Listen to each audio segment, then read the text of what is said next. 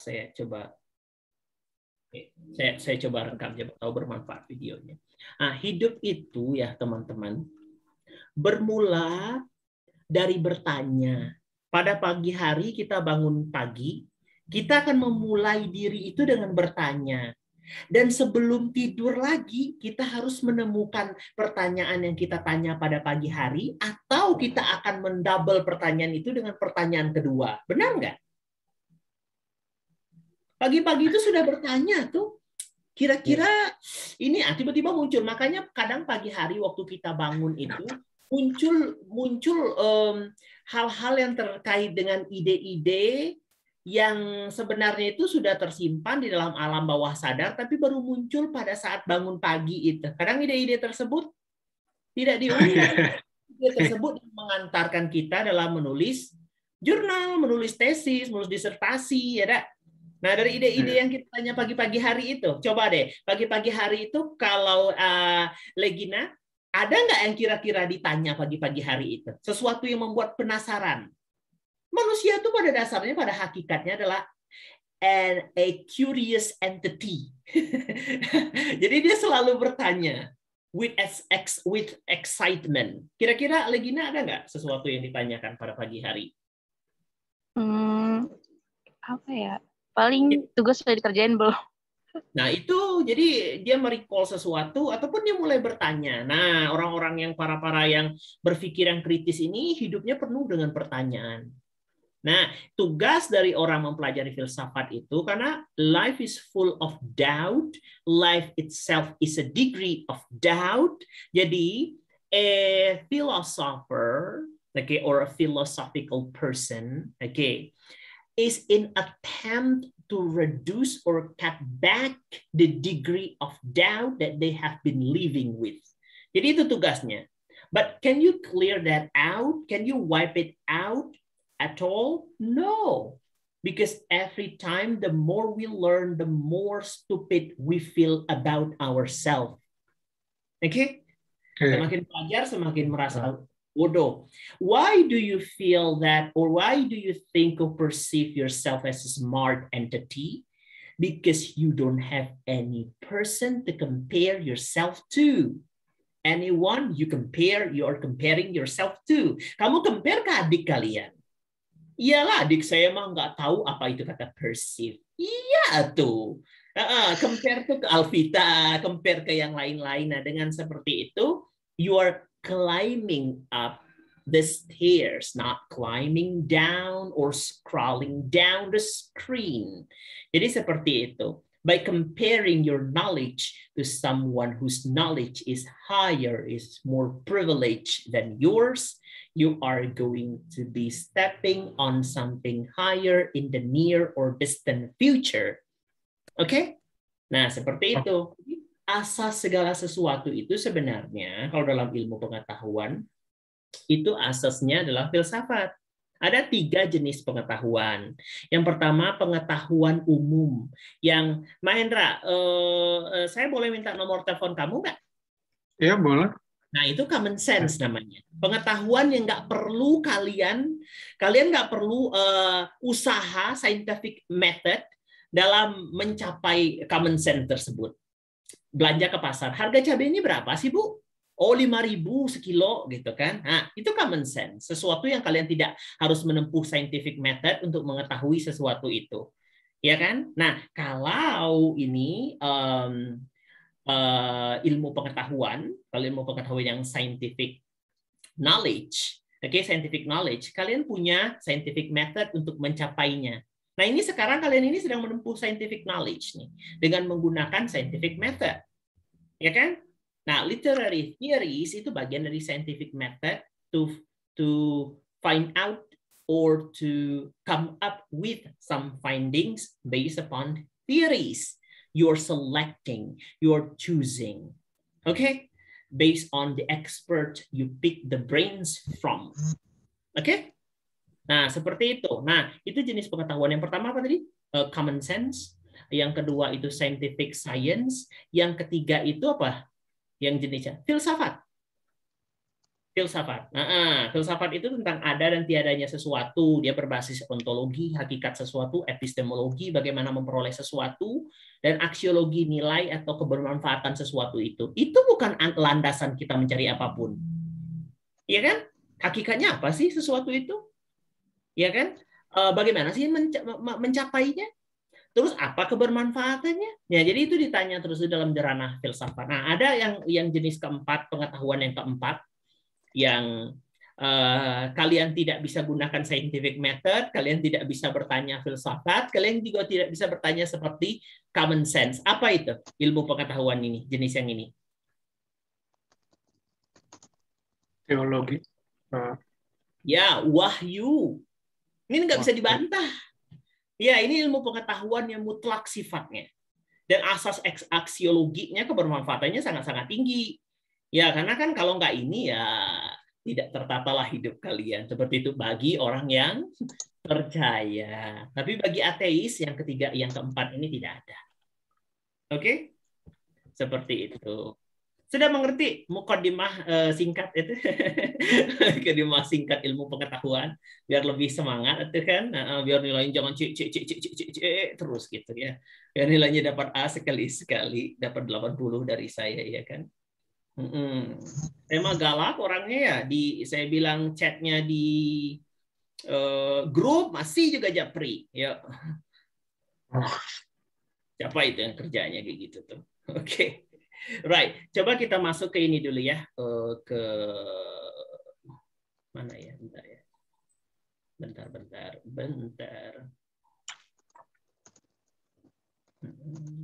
Oh ini bentar. Saya nggak bisa share something. No. Wait. Nah. Bisa lihat? Bisa. Bisa. Okay. Kita bahas mana kemarin? Kita bahas dulu sedikit ya.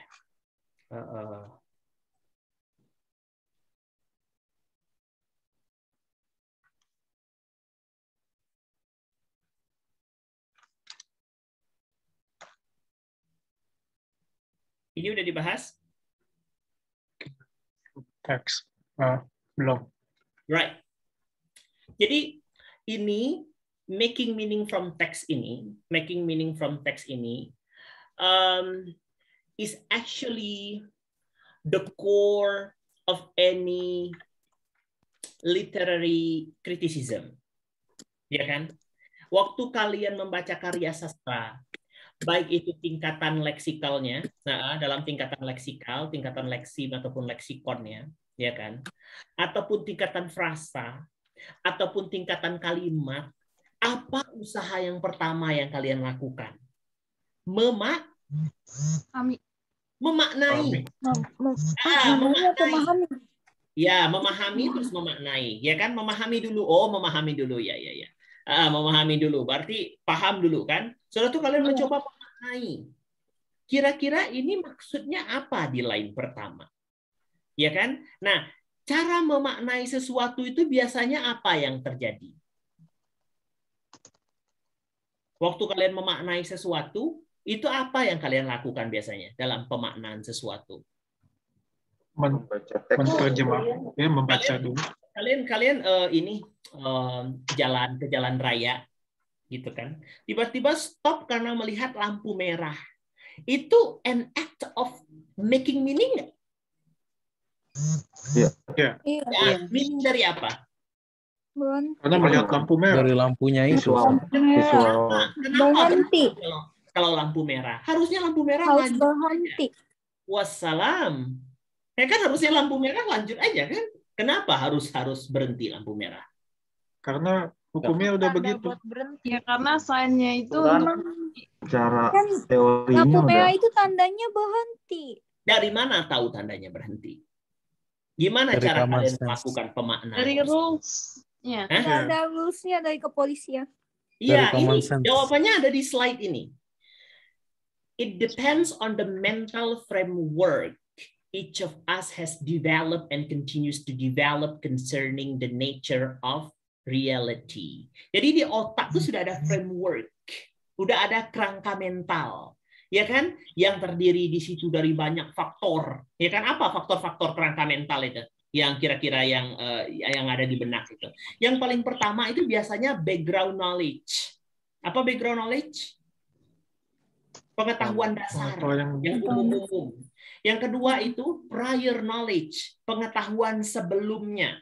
Ya kan, pengetahuan sebelumnya yang ada di otak itu biasanya merepresentasikan sesuatu tuh. Kalau dia lihat ini, pengetahuan sebelumnya ini seperti itu. Nah, Mahendra, kalau seandainya lihat kuda, ya kan, lihat kuda, you in your life throughout the course of your life, you have never seen a horse, the form of a horse. Okay, the morphology of horse, misalnya contohnya, the structure of a horse. How can you make meaning from seeing a horse in person, in reality? Gimana caranya? Bisa jadi horse itu seperti Yanuar nanti kamu maknain. Karena orang di kelas manggil Yanuar horse, black horse maksudnya. Black horse artinya bagus loh Yanuar. Orang yang sering di underrate, ya kan, yang sering diabaikan di kelas, tiba-tiba dia nilainya A. Itu namanya black horse. Pernah dengar? Nah, itu kan kalian maknain itu kan. Oh, black horse. Oh, berarti kalau black horse secara literal, oh berarti kuda whose color is black. Or a horse, okay, in black. An animal in black, seperti itu. Jadi ada mental framework.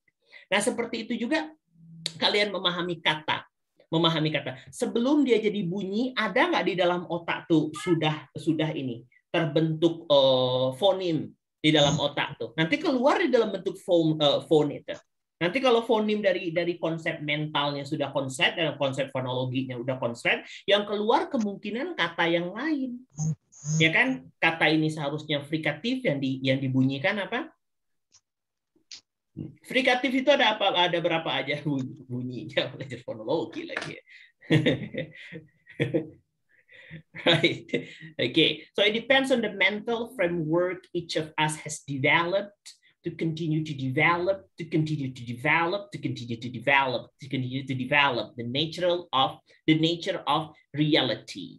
Jadi kalau di dalam pembelajaran second language acquisition, perkataan saya ini bisa jadi intake bagi kalian proses dan menjadi output. Kalau rumusnya masih ingat belajar second language acquisition, I+1. I+1. I itu current knowledge. Oke. One itu input that is process. Nah, I+1. I itu current knowledge. Ditambah input, ditambah input, dia menjadi newer current knowledge. Itu kan, newer current knowledge ini masuk lagi input, tapi inputnya harus dipahamin ya. Ya kan, inputnya harus dipahami baru dia jadi intake. Kalau saya ngecap seperti ini nggak paham, dia masih input aja. Oke, rejected input. Kalian muntahin lagi di rumah, ya kan? Kalian diarein lagi di rumah. Nah, seperti itu. Dia belum jadi intake. Nah, nanti baru current knowledge. Dari plus input yang sudah diproses, dia baru menjadi current knowledge baru. Current knowledge baru sebegitu terus apa namanya itu proses pembelajaran bahasa kedua. Proses penyerapan ilmu, gitu nggak? Ada nggak kira-kira di sini yang current knowledge-nya itu stagnan? Nggak ada current knowledge yang baru, nggak ada current knowledge yang baru. Ada nggak? Itu jenis-jenis apa namanya itu mahasiswa gimana tuh? Kalau tidak ada current knowledge-nya tuh, yang suka tidur? Atau yang nggak paham, nah itu kan bisa jadi itu. Nah itu tadi, jadi mental framework of each has developed and continues to develop concerning the nature of reality. Okay, this framework comprises assumption, presupposition that we all hold. Nah, saya mau tanya di sini, asumsi apa artinya? Mengira-ngira. Anggapan. Anggapan. Presuposisi udah belajar pragmatik. Nah, presuposisi artinya dugaan keras. Nah, kayak gitu. Coba Bapak kasih satu contoh ya ke kalian. Siapa nih saya lihat namanya ya contoh. Enggak, saya nggak nunjuk orang, saya baik kok hari ini. Right, Siti Fatimah. Mana kamu? Yes, sir. Yeah. Do you regret killing do you regret killing Alfie? Yes, sir. Huh? Pardon me, sir. Do you regret killing Alfie? Regret? No. Hah? Killing. Apa? Coba, do you regret for killing for killing Alfie? Nah, kata tersebut memiliki asumsi keras apa ini? A person has committed, okay, a murder upon someone. Itu kan presuposisinya? Iya. Nah, presuposisinya itu enggak? Iya. Seperti itu. Sudah itu apa namanya? Presuposisi ini dia dugaannya itu bersifat keras. Seperti itu. Jadi ada sebuah statement itu dia mempunyai presuposisi, nanti dia mempunyai ekor. Namanya entailment. Entailment ini nanti ekor-ekornya kemana-mana aja semuanya. Ini yang digunakan dalam Apa sih? linguistik forensik. Jadi dia menyelidiki bahasa-bahasa kriminal melalui dugaan-dugaan keras ini. Seperti itu. Nah, do you regret killing him? Harus kalian bantah pada saat itu juga. Kalau enggak, dia akan menjadi sebuah implikasi, kesimpulan, gitu kan? Nah, itu presuposisi. Nah, jadi kalau kalian mengatakan presuposisi terhadap sebuah karya sastra, kalian harus punya sesuatu di karya sastra itu yang menunjukkan kalian memiliki dugaan keras terhadap sesuatu itu seperti itu. Paham nggak maksudnya? Apa bukti dari karya ini? Misalnya dia mengatakan aku adalah binatang jalang gitu. Itu pernah dengar puisinya? Aku pernah. Khairil Anwar. Ya, kenapa dia dibilang dia binatang jalang? Nah, terus hal-hal yang binatang jalang ini apa secara literal diterjemahkan? Nah, kalau dia secara metafor, terus apa presuposisi, anggapan keras ketika seseorang ini mengatakan dia binatang jalang? Mungkin kalian bisa telusuri aspek autobiografi dia, bisa kalian masuk ke aspek sosiokultural, sosiopolitik di mana siapa ini Khairil Anwar ini hidup pada zaman itu, kenapa dia menulis itu? Nah, hal-hal seperti ini, aspek-aspek yang seperti ini tidak akan diketemukan di liberal humanisme. Jadi liberal humanisme ini teori kritik sastra yang sudah dibantah dan sudah tak terpakai lagi sekarang. Biasanya kalau orang menggunakan liberal criticism ini dalam analisis sastra, dia cenderung itu para pengujinya akan membantai dia habis-habisan. Karena kenapa? Liberal humanism, ada kata liberal di situ. Kebebasan seutuhnya ada pada penganalisa. Oke? Jadi kalian mau menganalisa itu jangan ada dikait-kaitkan kepada autornya, jangan ada dikaitkan kepada sosial kultural, jangan dikait-kaitkan kepada ini hierarki, dikaitkan kepada stratifikasi ini, dikaitkan kepada background history of the author, by the time he lived. Tidak usah dikaitkan dengan romansa dia, tidak dikaitkan dengan apa itu, pokoknya itu seperti itu diucapkan dan bagaimana analisisnya kalian bebas melakukan. Seperti itu analisisnya. Tapi nanti dia punya tenets. Tenets ini maksudnya prinsip-prinsip. Dia akan memiliki prinsip-prinsip mengapa dia bisa menjadi liberal humanis. Ini yang paling bagus menurut saya. Karena ini bebas. I love liberty. Jadi saya ini bebas karena ketika kalian benar mengaitkan karya sastra tersebut terlalu terkungkung dalam suatu teori, misalnya kalian cuma mau menganalisis morfosintaksis dari sebuah puisi misalnya kayak gitu kan, agak aneh gitu kan. Oh, ini jenis ini frasa dengan ini segala macam. Nanti kalian terkungkung cuma kepada strukturnya. Sudah selesai. Oh, ini basic versifikasi, ini terdiri dari ini, strukturnya. Strukturnya. Ya. Putus. Apa yang putus? Ya, tadi Bapak sempat keputus-putus suara koneksinya. Iya, apa namanya itu nggak apa-apa. Yang penting jangan nyawa saya putus dulu ya. Waduh. Nggak tahu tuh kan. Life is a Lalu juga mystery. ketemu satu. Right. Jadi seperti itu ya.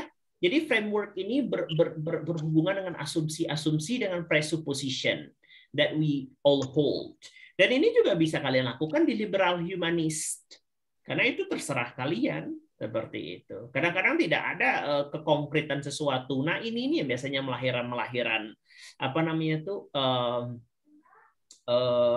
hal-hal yang begitu personal kayak gitu loh, pembandingan. Dan ini juga saya rasa yang menginisiasi istilah there is no wrong or right interpretation. Pernah dengar istilahnya? Jadi itu kan menurut kamu. Nah, ada sebenarnya pembantahnya. Jadi kalau menurut kalian itu, who is the most righteous and right person in doing the hermeneutics of a literary work, doing the interpretation? Siapa orang yang paling sah dan paling benar dalam melakukan interpretasi karya sastra ini? Ada yang tahu? The author? Iya, yang nulis jatuh.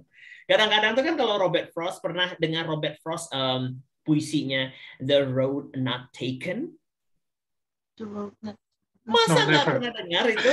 Nah, saya ada bahasnya itu. Nah, saya ada bahasnya di kelas internasional, di mana dihadiri oleh banyak orang dari Filipina, dari ini The Road Not Taken, dari mana lagi ya? Dari Indonesia, dari Filipina, dari Kashmir, India. Nah, waktu itu The Road Not Taken ini, kalau kalian lihat, kan The Road Not Taken, To Road Diverse, ini segala macam kan bahasa puisinya kan orang menerjemahkan secara metafor. Oh, ini maksudnya pilihan dalam hidup ini segala macam. Ternyata waktu ditanya kepada Robert Frost itu sendiri, ini maksudnya apa jalan yang tidak diambil? Dia sedang tersesat di tengah hutan. Ya kan? Ada dua jalan yang dia memang ragu, jalan mana yang mau diambil, gitu aja cuma. Seperti itu. Ternyata yang dipakai apa? Ternyata yang dipakai apa? Literal analisis. Sebenarnya.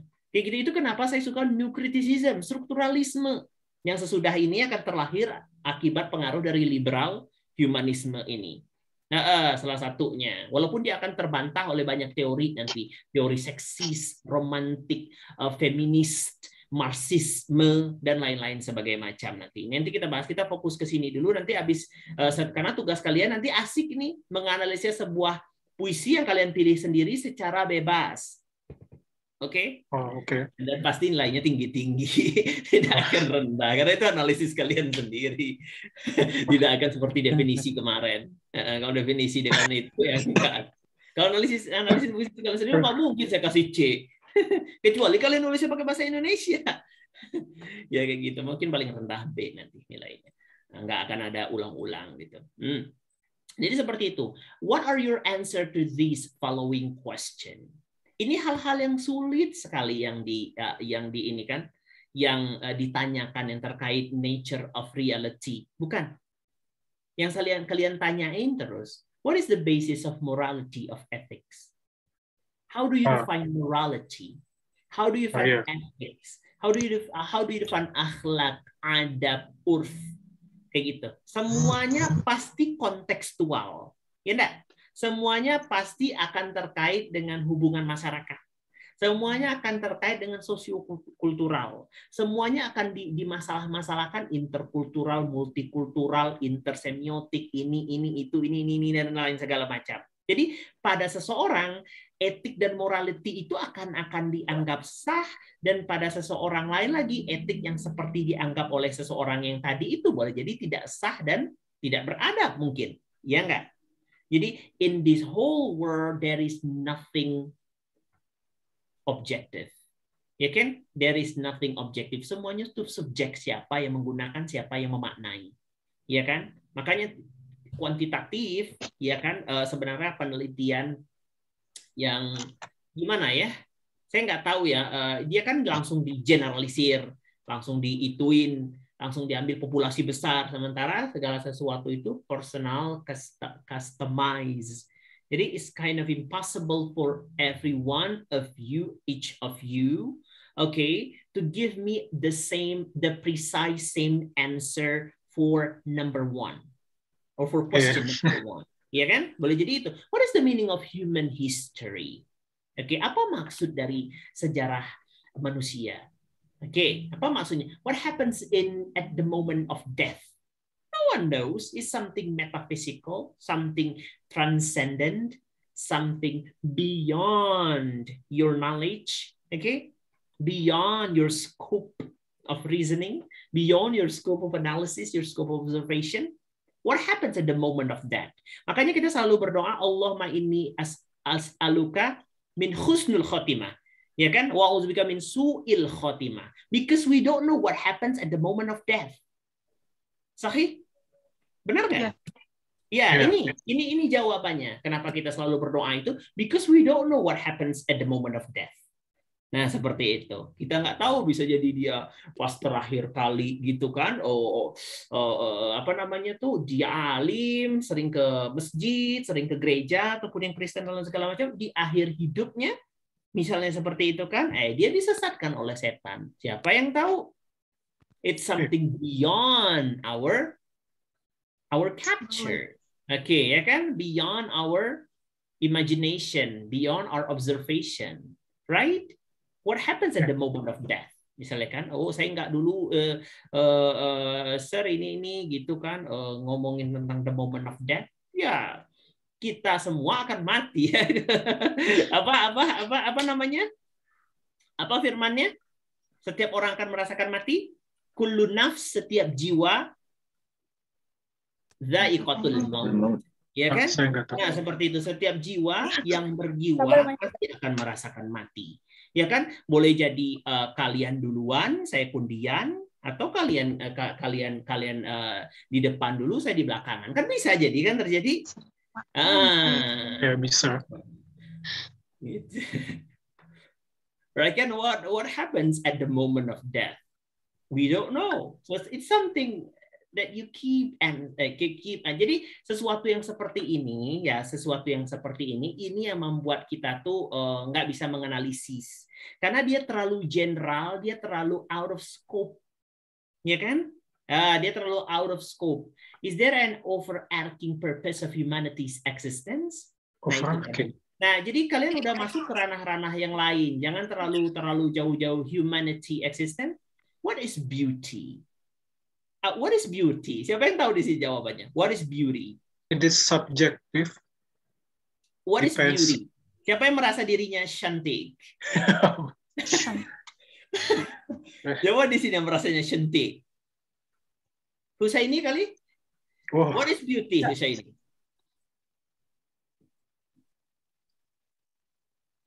Husaini, what is beauty according to your perspective? Oh, I don't know. You don't know beauty. You yourself is not a beauty. You're a beauty or you're the beast. It's nature. Oh, jangan kesinggung atuh ya. Ya, Muhammad Zaki. What is truth? Tahu jawabannya? What is truth? Truth. Apa Zaki? Kayaan. Huh? Mana Zaki ini? Muncul muka kau, mana Zaki? Ini udah Pak, tuh. Udah kelihatan. Oh iya Zaki. Oke. What is truth? Percaya. Aku percaya. Percaya itu believe, faith. Oh, kalau iman itu faith. Kalau believe, believe itu kepercayaan. Bedanya I believe you dengan I believe in you apa artinya? Bedanya. I believe in God. I believe in Alvita. Apa bedanya I believe in Alvita dengan I believe Alvita?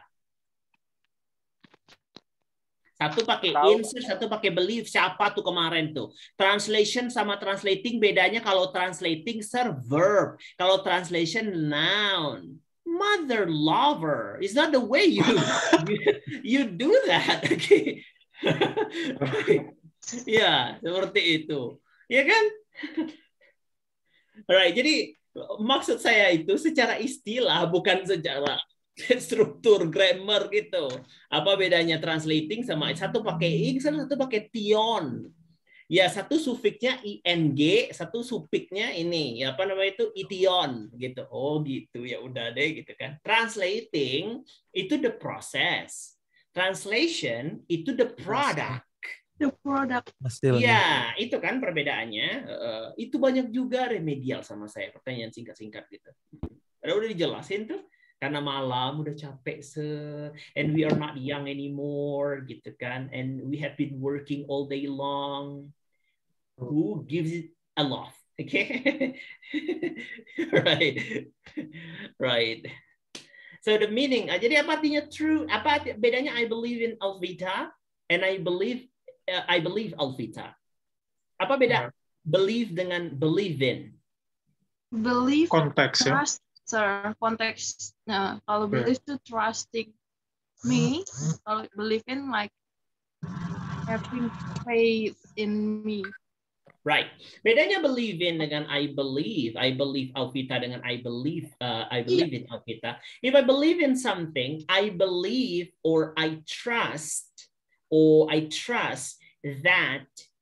that something, okay? I believe in something, I believe that something exists. Okay, if I believe something, I trust on that something. I count on that something. Okay, I rely on that something, a trust. Okay, udah paham sekarang? Yeah. Jadi I believe in Alvita, but I don't believe her. Jadi I believe in the existence of Alvita, but I don't trust her. Itu kalimat lainnya. Oh ya. Intralingual translation. Siapa yang ngambil translation sama saya? Bukan ya, bukan kelas Belum. ini ya. Intralingual translation. Itu. Ya enggak? Nah, sudah tuh apa arti truth? Kebenaran itu apa? Ikat dari kebenaran. Bagaimana memperoleh kebenaran? Goodness itu apa artinya goodness? Kebaikan. Kebaikan. How do you define goodness? Nah, this kind of liar, okay, questions, liar, perplexing, yang membingungkan, liar teh bahasa Sunda, okay, liar, perplexing things, ya kan, yang pika sebelen kayak gini, yang menyebelin seperti ini yang biasanya menjadi sesuatu itu jadi nggak tahu gimana jawabnya seperti apa. Jadi orang akan banyak menggunakan analisa spekulatif alias dikait-kaitkan aja, dimasuk-masukkan aja teori. Jadi kalau dalam menganalisis sesuatu, kalian lebih suka itu menggunakan kalau dia udah ada teori sebelumnya, kalau misalnya mau ngerjakan skripsi atau gimana, atau kalian mau menciptakan teori baru. Misalnya kalian mau mencari hubungan morfologi dengan semantik, kan susah tuh mencari hubungannya. Morfologi dengan semantik seperti itu kan. Nah, nanti kalian gimana cara teorinya? Ada nggak grand teorinya? Caranya kalian spekulatif. Kalian ambil teori, kalian ambil ke teori ini sebenarnya ada kaitannya, ada kongruensinya di sini. Nah, itu siap-siap dibantai dengan pakar-pakar di situ. Main keras-keras kepala tuh. Seperti itu. Ternyata skripsinya pengujinya saya. Meninggal. Right kan? Selamatlah tuh dapat Allah.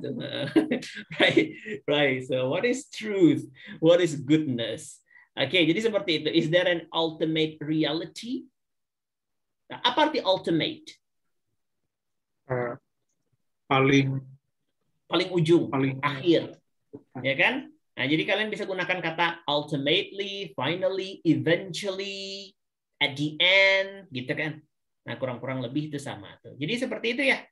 Sudah paham sekarang?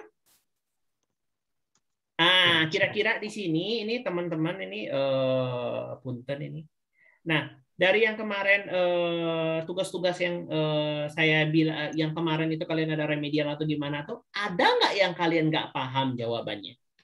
I think every point I ask in that sheet, okay, is already or was already taught in our first meeting. Ya, semua udah sempat diomongin sama Mr. Pokoknya kalau ada orang yang ngotot dengan jawabannya, itu biasanya tuh saya telepon, sok atau buktikan gitu. Nah, jawaban kamu benar enggak gitu. Nah, biasanya itu seperti itu, sok atau hubungin saya. Ayo, kenapa saya salah, Sir gitu? Karena hidupmu salah gitu. No. That's not that case. Oke. Nah, sekarang kita masuk ke sini ya.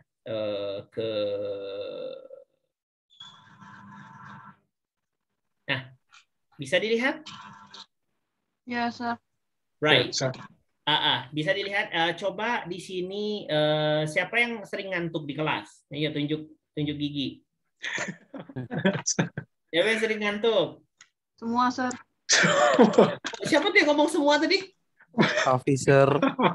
Alvita nih, baca Alvita. Paragraf pertama nih. Liberal humanism can be defined as a philosophical and literary movement in which man and his capabilities are the central concern. It can also be defined. Stop there. Jadi ini inti dari human liberalism. Apa intinya? The central concern lying upon the analyst or the critic's capabilities. Oke, itu intinya. Paham maksudnya? Maaf, Sir, putus-putus ulang boleh? Jadi di sini maksudnya di sini adalah the central concern. Oke, the central concern relies purely, ataupun solely on the critic's capabilities. Oke. Tahu maksudnya? Iya. Nah, jadi seperti itu. Bagaimana kalau kritiknya ini nih dungu, bodoh, oon, ahmaq, gitu. Safih, jahil, bahlul. Gimana kalau kamu you rely on his capabilities? Gimana? Nggak bisa diapa-apain. Ya itu kira-kira itu kenapa bisa seperti itu? Gimana? How can you rely on your capabilities while you're ignorant, idiotic, stupid, dull? Oke, seperti itu. Maki-maki aja nih mulutnya nih. No. Ini saya mengatakan si kritik. Saya kan I'm not pointing at anyone as a critic, right? Oke, jadi itu seperti itu kok. Jadi sekarang sudah tahu kenapa teori ini dibantah? Iya. Nah, kenapa teori ini dibantah? Karena ini agak-agak aneh. Masa kritik tersebut menjadi the one and only judge for judging your life, gitu kan? Nggak ada diambilnya pendekatan ini, pendekatan itu, dilihat dari sudut pandang ini, sudut pandang itu. Akibatnya dia akan mengatakan sesuatu itu secara bebas. Dan ini, it can also be defined as a system of historically changing views that recognize the value of the human being as an individual and his right to liberty and happiness. Suka Paul. Do whatever at wish. Okay. At will. Nah, seperti itu. Nah, ini nih teori-teori yang agak-agak aneh-aneh ini. Jadi ini pertama kali ini teori ini dikenalkan udah amat sangat tua, sejak tahun 18-an, ya kan? Dan dia menjadi tren ketika 1930 sampai dengan 1950. Lihat umurnya cuma 20 tahun sebelum munculnya marxisme dengan feminisme di tahun 1960 dengan 1940. Ya, lihat di sini, lanjutkan di sini bacanya. Ya, kalian suka dibaca didampingi jadi dijelasin ya. Morris, siapa nih yang mau baca nih? Hendra, enggak? Oh ya. Morris argued that the study of English literature connects readers. Literature.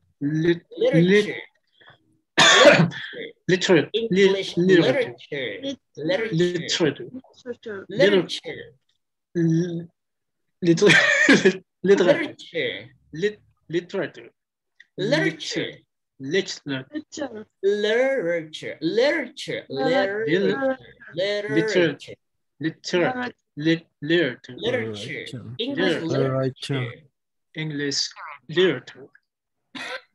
Udahlah, ini bukan kelas monologi. Kalau kelas monologi habis saya suruh berdiri ya. Right, English literature connects. Manis ya. Lebih cabian pula kau. Ya, nah. The study of English literature connects readers to what is fixed and enduring.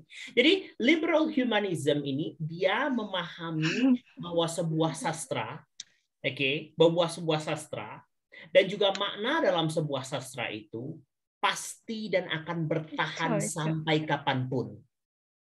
Jadi seperti itu. Paham maksudnya? Jadi nggak ada istilahnya di sini konteks. Jadi nggak ada istilahnya di sini periode ini ditulis. Kalau sekali itu ditulis, itu untuk selamanya. It's timeless and it's for lifetime. Seperti itu. Right? In their own national identity. Lanjutkan di sini. Liberal humanism inspired a scientific rational worldview that placed the knowing individual at the center of history and viewed that history as the progress of Western thought. It served as the catalyst for the modern world's reliance on individualism and belief in a common human nature, scientific rationality, and the search for truth as universal knowledge and certainly in the world. The study of liberal humanism finds meaning within the text itself, without elaborate processes of placing it in context.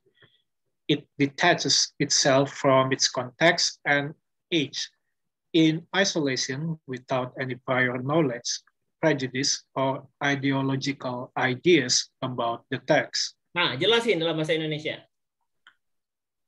Liberal humanism, dia menjelaskan dia make meaning. Nah, dia proses making meaningnya itu terjadi pada teks itulah, itu sendiri. Without elaborate processes, elaborate itu artinya terperinci, elaborate processes of placing it in context. Tidak perlu ditaruh dia ke konteks mana aja. Lihat cukup dari teks itu saja dan bagaimana kalian memaknai itu teks itu tadi. Karena teks itu satu, teks itu fixed, teks itu enduring in meaning, teks itu enduring in age. Enduring in ini salah satu endurement, bukan tahan lama yang ke belakang itu ya. Kalian suka nonton iklan soalnya endurance langsung ke sana pikirannya. Ya ini enduring ini maksudnya bertahan dalam makna. Ya kan? Process of placing it in a context, it detaches itself from its context and age in isolation without any prior knowledge, prejudice, ideological ideas about the text, etc., etc. Jadi text itself will carry the meaning by itself without having to connect the text to anything else. Nah, jadi kita masuk lagi ke yang lain ya. Saya stop sharing screen. Ini lebih bagus ini yang satu ini. Ada buku tapi cuman ada yang ininya apa teh namanya? Fotokopi. Bukan fotokopi sih ini. Apa sih namanya nih? Di scan. Nah, ini. Ini untuk mengetahui principles, the basic principles of human liberalism.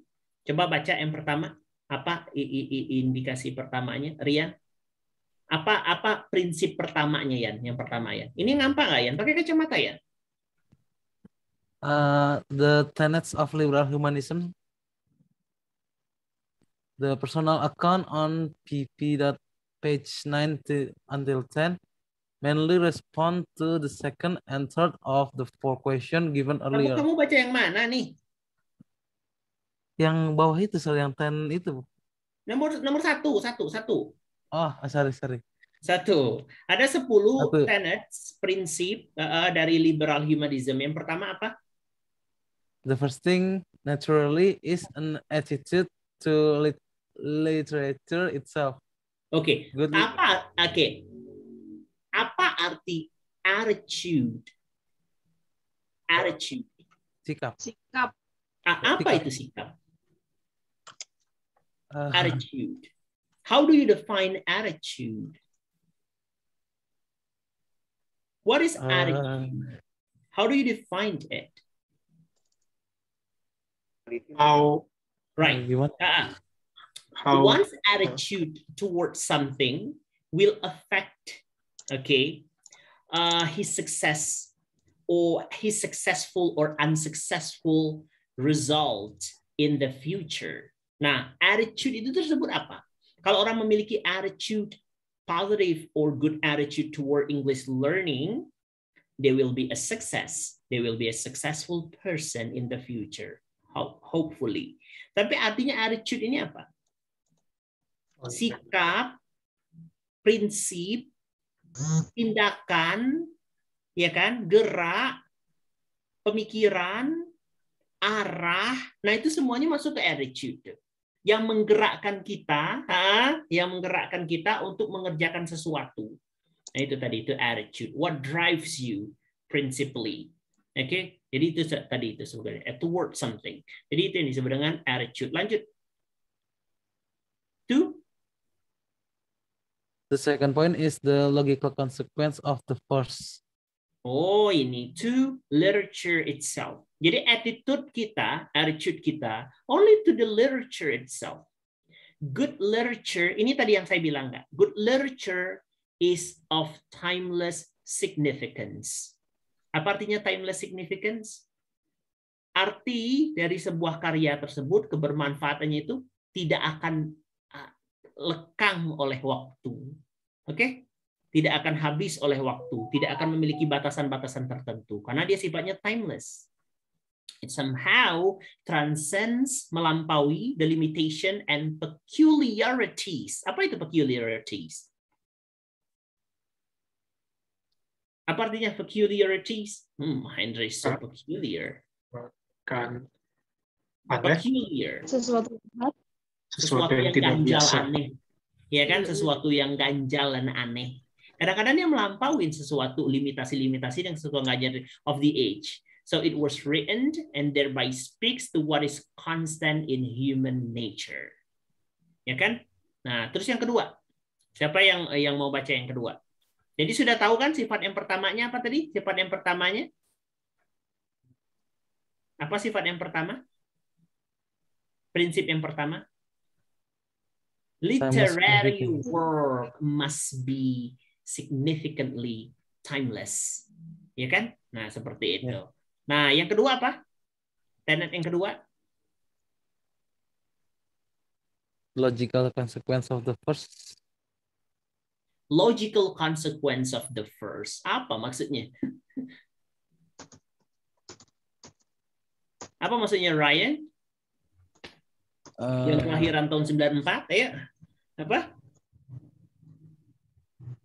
Ryan ini kelahiran 94 bukan nih? Ini kan saya salah. Iya betul. Iya betul 94. Right. Right. So the second point is the logical consequences of the first. Akibat logis dari yang pertama tadi, Sir. Apa akibat logis dari yang pertama tadi? Konsekuensi kalau kamu attitude-nya cuma kepada literatur itself, karya sastra itu itself, berarti ya kan analisis kamu based on the meaning of its own self, of its literary work on its own. Itu kan konsekuensinya, because you are bound to the literary work itself. So you are going to make the meaning only from the text, on its from its text on its own. So the second point is that the logical consequence. Jadi di sini maksudnya ini A B C D ini tidak ada, tidak ati, There is no. Jadi maksudnya A, B, C, social, political, literary, historical, autobiographical ini tidak termasuk dalam liberal humanism. Jadi yang bilang ini bagian dari tenetnya. Mana yang dibilangnya it doesn't require, right? Jadi ini tidak usah kalian masukkan. Oh, ini terjadi karena pada dasarnya ini waktu ini bapak ini memerintah ini enggak ada kayak gitu. Oke, cukup dari yang disampaikannya itu aja, apa yang teks tersebut coba sampaikan, dan bagaimana cara kalian memaknai teks tersebut. Oke, nah terus yang ke ini berapa lagi? Ketiga. Siapa yang mau baca? Ruqayyah? Bu Siti? Ya Bu. Sir. Ini ibu-ibu bukan nih? Upin atau lampu. Ya. Gelap, sir. Right. Ayati. Siri, okay. Siri To Ruqayyah. understand the text well, it must be text. To understand text well, it must be detached from this context and studied in isolation. Apa artinya? To understand the text well, it must be detached from these contexts and studied in isolation. Mengabaikan konteksnya dan Maksudnya di sini untuk mengerti sebuah teks, literary text pastinya, yang kalian akan hubungin itu adalah konteks di dalam teks itu dan mempelajari konteks tersebut dalam terperinci. Jadi ini seperti new criticism gitu loh. Jadi eksplikasi dari sebuah kalimat ke kalimat lain dalam isolasi, tapi masih dalam hubungannya itu masih di situ-situ saja. Jangan kalian keluar dari teks. Jadi kalian bisa explicate itu breakdown the meaning dari tingkatan word-nya, dari tingkatan frasanya, dari tingkatan sentence itu, tapi masih dalam konteks itu aja. Dalam konteks itu maksudnya konteks adalah sesuatu yang mengelilingi teks. Itu konteks. Tapi kalau saya bilang konteks ini konteks sosial, itu berarti sesuatu yang mengelilingi teks dengan sosial budaya. Konteks itu sesuatu yang mengelilingi. Maksudnya konteks clue dalam reading itu sesuatu yang mengelilingi kata yang kalian tidak tahu itu. Itu yang disebut dengan konteks. Surrounding discourse. Itu. Surrounding words or words that surround a lexeme being asked ataupun being questioned. Jadi itu seperti itu ya. Nah, terus yang keempat, siapa lagi nih? Mau membaca, coba saya lihat lagi. Ini muka-muka siapa lagi nih yang ditutup nih? Kita pilih orang yang nutup wajah ini. Yuk. Dia, Veronica. Nah dia, nomor 4 ini dia. Coba baca.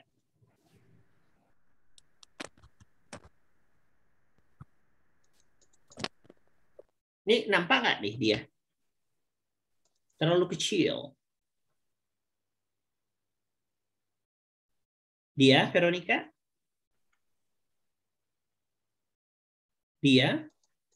Emang yes, nggak share? How disconnect? Ini bocah. Tidur deh. Ini 4 ya. Human nature. Human nature is essentially unchanging. Apa artinya tuh? Sifat dasar manusia itu enggak berubah. Sifat dasar manusia apa? Tidak berubah. Oke. Maksudnya gimana tuh sifat dasar manusia? Tidak berubah. Penjelasannya ada di selanjutnya. Lanjutkan siapa ini? Oh, bentar saya pilih ya. Ini yang dipilih ini yang ganteng-ganteng ini. Ini kayaknya ganteng lah dikit nih. Faisal ya. Kok dikit, sir, katanya. Human nature. Ya nggak banyak. Ya kan? Human nature is essentially unchanging. Nah ini apa maksudnya? The same passion, emotion, and even situation are seen again and again throughout human history. Kamu setuju nggak bahwa sifat dasar kamu itu tidak berubah? Setuju nggak kamu dengan teori ini, Faisal? Tidak. Oh, sorry, Pak. Faisal ini. Chris. Deleted. Faisal, mana sih kau nih, Faisal? Iya, sir. Nah, apa maksudnya nih, Faisal? Setuju nggak dengan pendapat ini, Faisal? The same passion, you are forever, okay, will forever be with the same passion, emotion, even situation.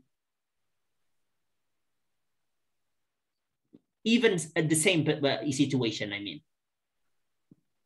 Speak a word of human. Where are you? Mana dia nih? Faisal nih. Ada. Setuju nggak ya?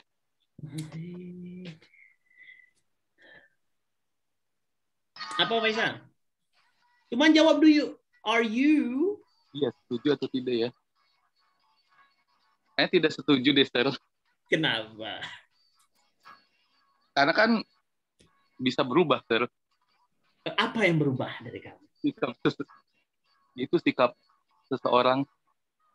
Human nature, tapi ini dalam hal ini ya, dalam hal passion, emotion, ya kan, bahkan situasi kamu mungkin changing.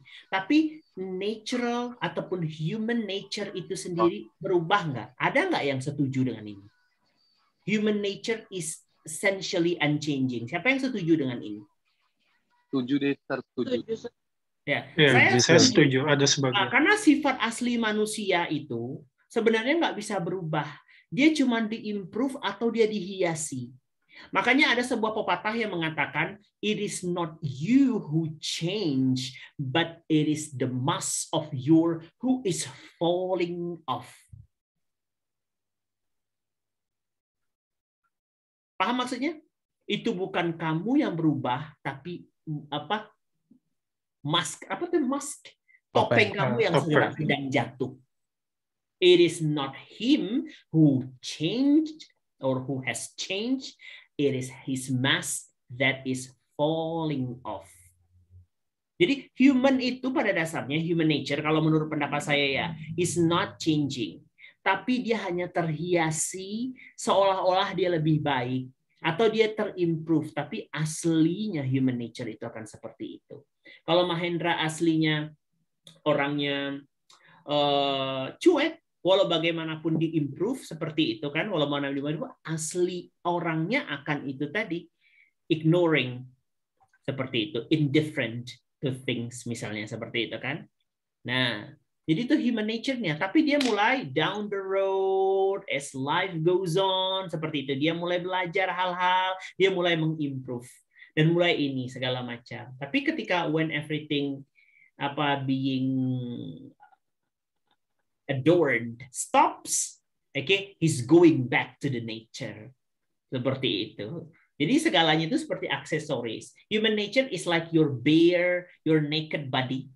Then your improvement, okay, are in the forms of your t-shirt, your shirt, your shoes, your hat, your glasses. Anything can adorn you to look more human. Nah, seperti itu. Kalau menurut saya. Jadi, saya setuju dengan ini, tapi saya tidak setuju dengan ini. Jangan dia mengatakan bahwa situasi pun akan sama. Tapi kalau passion dengan emotion rata-rata sama. Percaya nggak?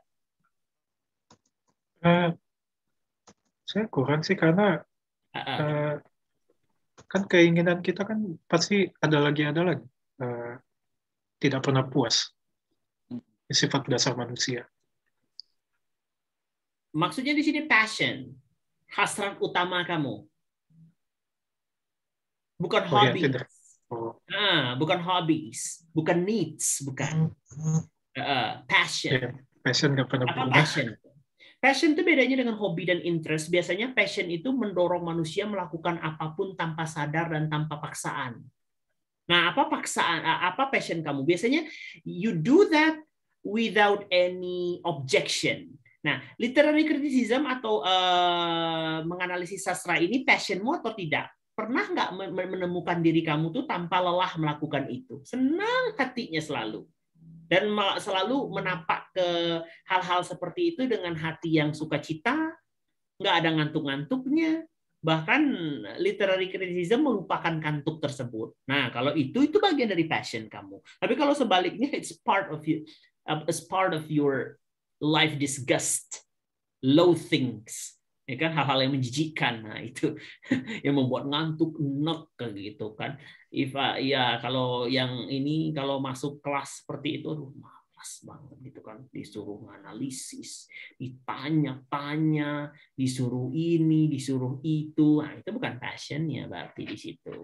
Dan saya kan nggak pernah memaksakan seseorang punya passion. Oke, terus selanjutnya siapa lagi mau baca?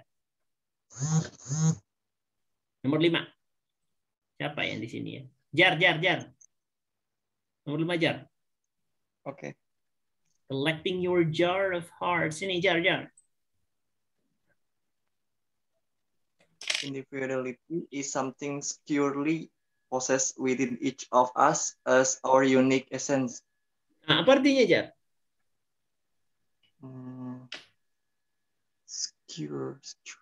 Securely possessed.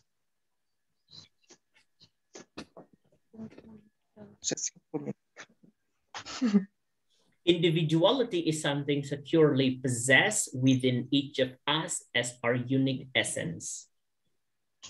Jadi keindividualan tersebut, hal-hal yang personal terkait diri pribadi itu, merupakan sesuatu yang kita miliki yang sudah terasuk di dalam badan sebagai esensi atau intisari kita itu sendiri.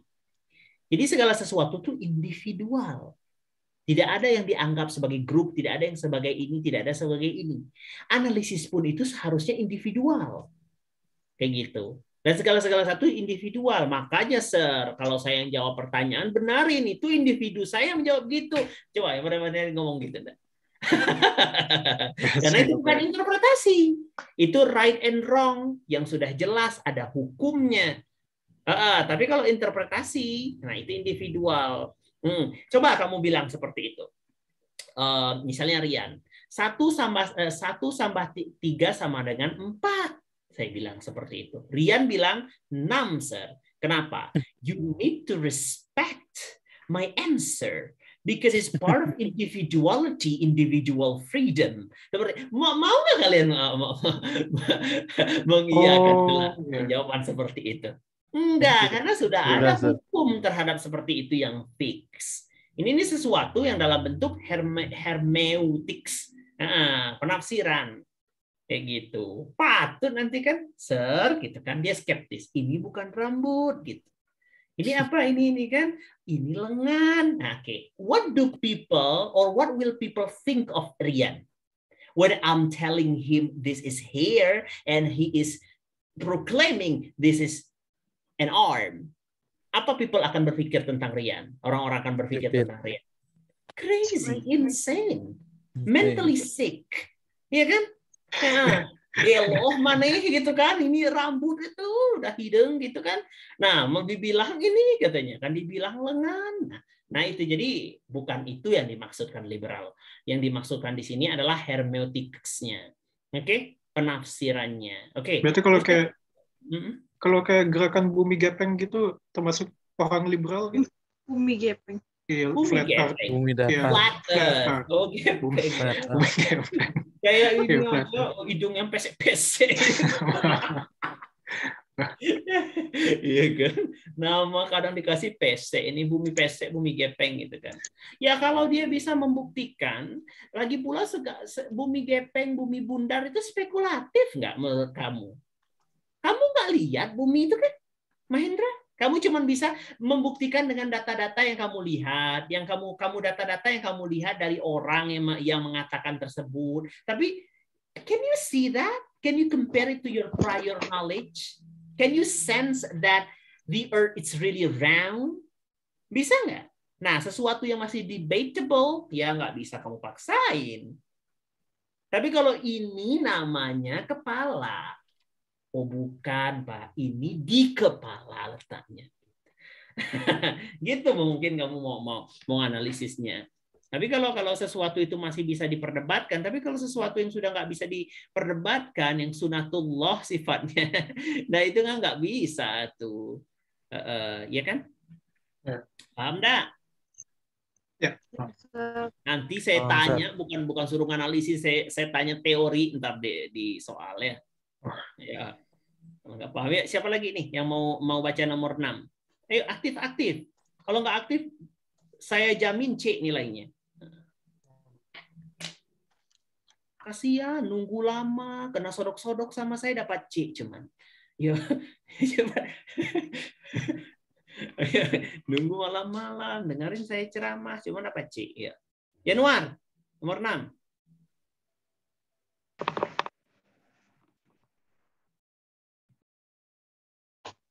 Januar? Yes, sir. Yes. Number 5. Number Ya, 6. mana sih kamu, Yanuar? Ini nggak buka-buka mantang-mantang ganteng pakai kacamata gitu, nggak mau dia buka video ya. Lagi di jalan, sir, mau pulang. Oh, mau pulang. Ayo udah yang lain aja ya. Nanti kamu tambah itu lagi. Bisa terjadi. Kalau sir, udah berhenti nih. Udah berhenti saya di pinggir. Enggak atuh, ampun anak ini. Dia belajar sampai di jalan-jalan seperti itu, ya ampun. Ini yang kata hadis itu, man salaka tariqan yaltamisu lahu bihi ilman sahalallahu lahu bihi tariqan ilal jannah. Barang siapa orang yang menempuh sebuah jalan menuju ilmu pengetahuan, Allah akan mudahkan ke dalam jalannya menuju surga. Amin. Ya kan kayak gitu kan. Nah, ini jalannya dengan sepeda, niatnya juga nggak belajar sama saya, ya kan? Udah diangkat, pakai hadis lagi, dibanting gitu ya. Aduh. Lanjut ya. Jadi ini the purpose of literature is essentially the enhancement of life and propagation of human values. Apa maksudnya di sini, Alvita? Tujuan dari literatur adalah pada dasarnya adalah pengembangan dari kehidupan dan propagasi dari human values, nilai-nilai manusia. Yeah, but not in programmatic way. If literature and criticism become overtly and directly political, they necessarily tend toward propaganda. Maksudnya tahu kan maksudnya di sini? Ketika literary criticism itu kalian kait-kaitkan dengan politik, takutnya dia menjadi propaganda, sesuatu yang maknanya apa tuh propaganda artinya? Penyelewengan makna. Jadi ada makna kedua yang diselewengkan seperti itu. Takutnya sudah nggak murni lagi. Kayak gitu kan? Nggak murni lagi dalam analisis ini seperti itu, ya kan? Ini kata Keats ini salah satu pelopornya nih. We distrust literature which has palpable design upon us. That is literature which too obviously wants to convert us or influence our views. Seperti itu. Jadi itu tidak murni lagi. Jadi literature itself itu merupakan pengembangan dari hidup dan propagasi dari human values. Namanya juga human liberalism. Nah ini. Yang ketujuh, form and content in literature must be used in an organic way. Ini bukan hanya organic food ya, tapi juga ada in organic way. Ya kan? In a natural way. So that one grows inevitably from the other. Ya kan? Apa artinya ini? Bentuk dan konten, bentuk, struktur dan konten dalam karya sastra harus fused. Apa artinya fused? Digabungkan, dileburkan dalam natural way. Dalam metodologi yang natural. Jadi seseorang bisa tumbuh inevitably itu apa ya, Sir?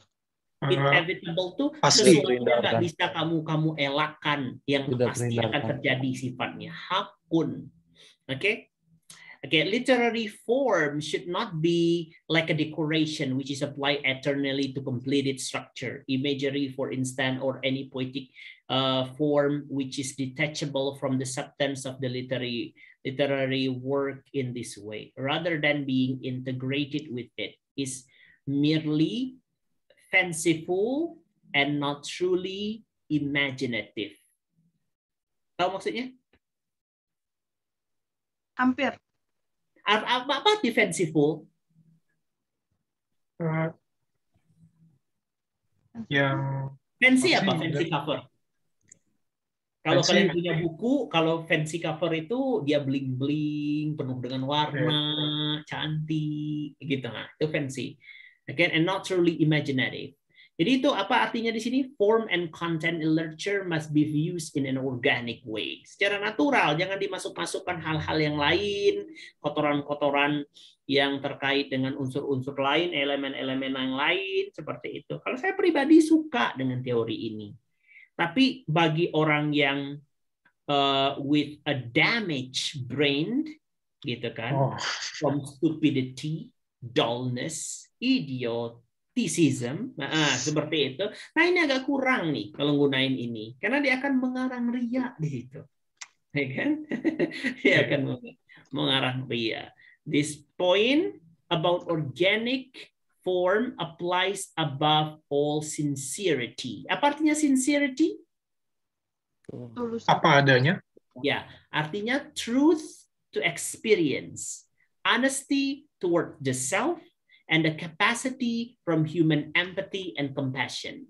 Artinya di sini a quality which resides within the language of literature.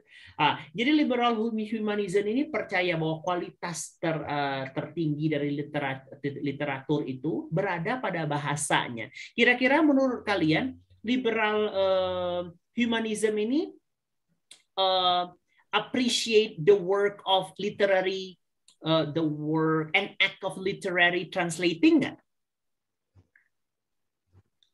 Enggak. Kira-kira liberal humanism ini membiarkan kalian menerjemahkan karya sastra nggak?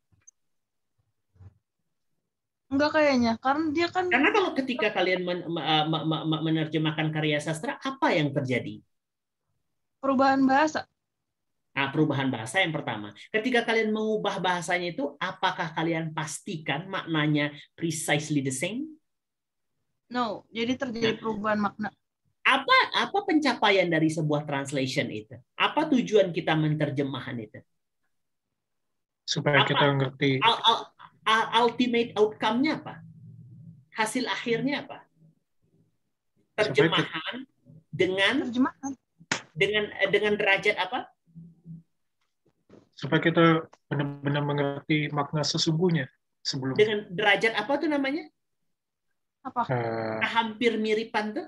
Namanya dalam translation apa? Udah ngambil translation belum? Belum. Udah, tapi nggak ada derajatnya. Derajat equivalence. Apa, Sir? Equivalence.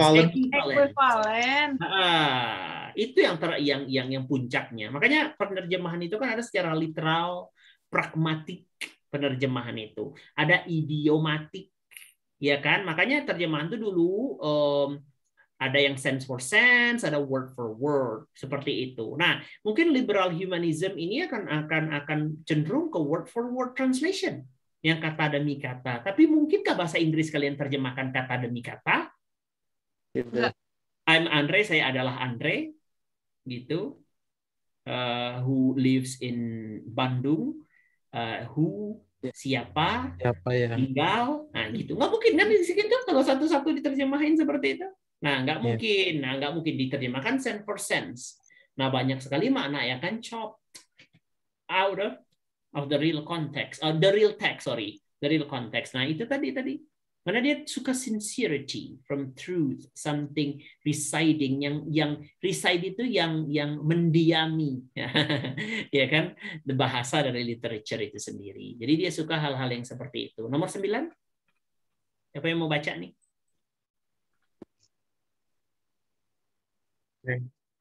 Nomor 9 siapa ini? Erika mana Erika? Erika ini nggak ada saya lihat dari tadi. Erika. Hadir, Sir.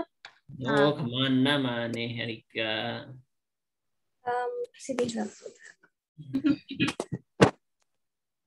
Kak. Ya. Nomor 9 ini apa poinnya, Kak? Mana sih? Di sini, Sir. Oh iya. Nomor 9 apa, Kak? Poinnya yang maksudnya disuruh baca atau langsung bilang aja artinya? Ya, boleh baca ataupun poinnya boleh juga. Oh, okay. Again, the next idea follows from the previous one. What is valued in literature is the silent, showing and demonstrating.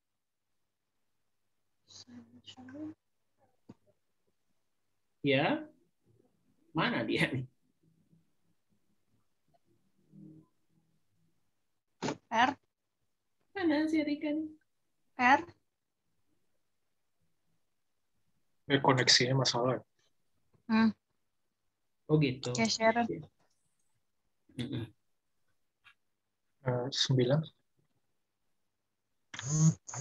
9, ayo siapa yang 9 ini? Siapa yang mau baca? Again, oh, yeah. Ya. Papi udah nyampe rumah. Again, the text idea follows from the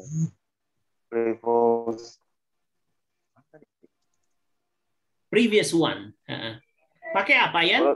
Previous one. Pakai handphone, Pak. Oh, pakai handphone ini kecil-kecil atau kamu lihat. Again, the next idea follows the previous one. I mean, what is value in literature is the silent showing and demonstrating of something rather than the explaining or saying of it.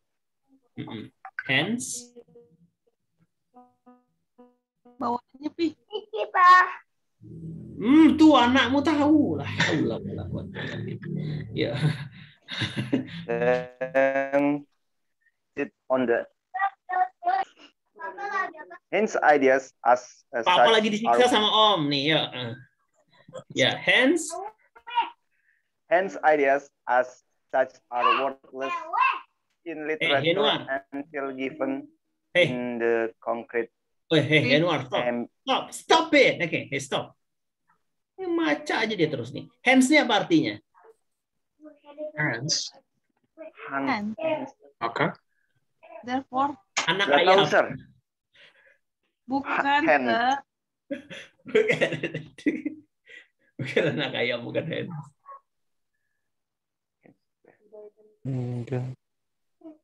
Apa hence? Maka. Ya, maka. Sehingga. Hence itu artinya consequently. Therefore. Apa lagi? So. That's why.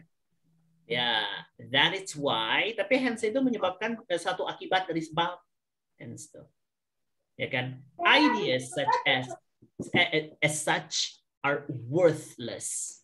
Okay? In literature, given the concrete embodiment of enactment. Gitu ya. Jadi sudah tahu kan maknanya di sini? Apa maksudnya?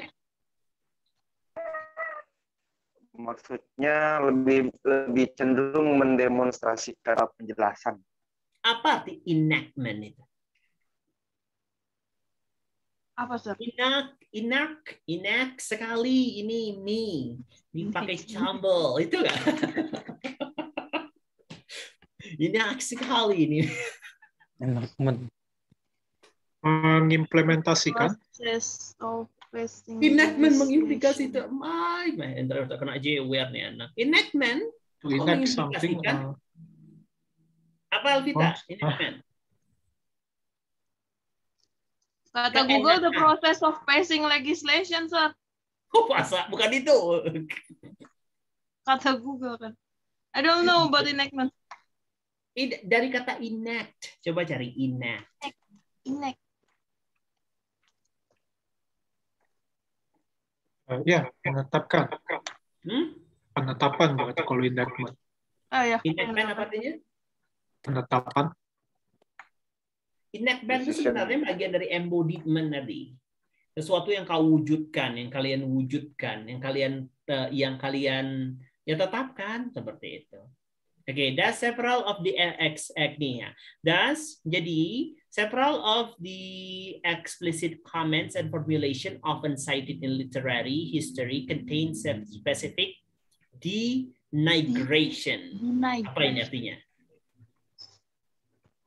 Denigration of ideas.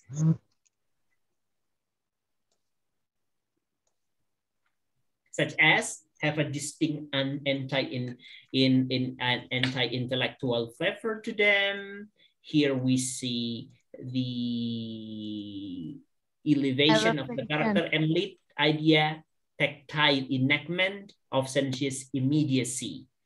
Nah, jadi itu maksudnya di sini pada bagian-bagian ini bahwa terkadang hal-hal yang kita lakukan sebagai liberal humanist, ya kan, liberal humanist itu sebenarnya mewujudkan makna yang kalian maknain dari teks tersebut, walaupun hal-hal tersebut itu malah menyalahin hal-hal yang lain, ataupun hal-hal yang lain malah menyalahin makna kalian, menyalahin makna yang kalian tetapkan tersebut itu. Tapi jangan ragu, karena pada dasarnya the real truth, ya kan, according to humanist, liberal humanist, apa?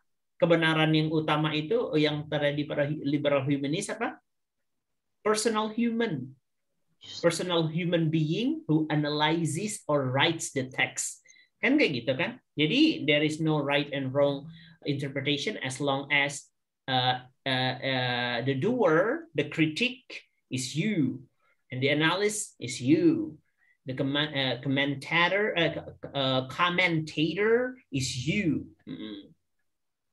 Seperti itu kan? The job of criticism is to interpret the text, to mediate between it and the reader. Jadi itu ya artinya kan, memediasi teks dengan pembacanya. Cukup di situ saja. Itu karakteristiknya tadi ya. Jadi untuk selanjutnya teori-teori yang tentang literatur dari era Aristotle sampai Lewis, some key moments. Nah ini para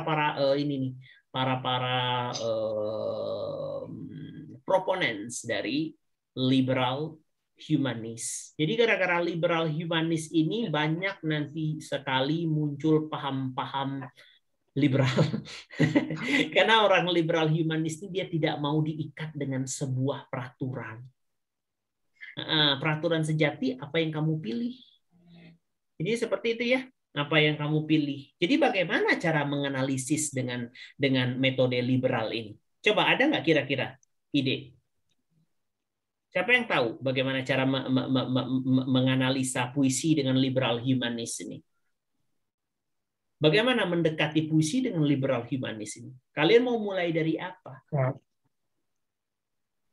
bisa menjawab? Mulai dari diri kita sendiri. Karena kan tergantung kita sendiri. Iya. Seperti itu. Sebenarnya pada dasar dari mana? Depend on our mind. Oh, depend on your mind. Siapa yang jawab tadi, Januar? Yes, sir. Januar. Depend on the mind. Ya, jadi apa namanya itu sebenarnya ini ya subjektivitas sekali di sini. Ada kesubjektifan, ada hal-hal yang gimana ya? Yang dititik beratkan kepada individual yang menganalisa bagaimana dan dari sudut pandang mana kalian mau lihat itu tergantung kalian. Kalaupun kalian mau menggunakan teori liberal humanis ini, ya hati-hati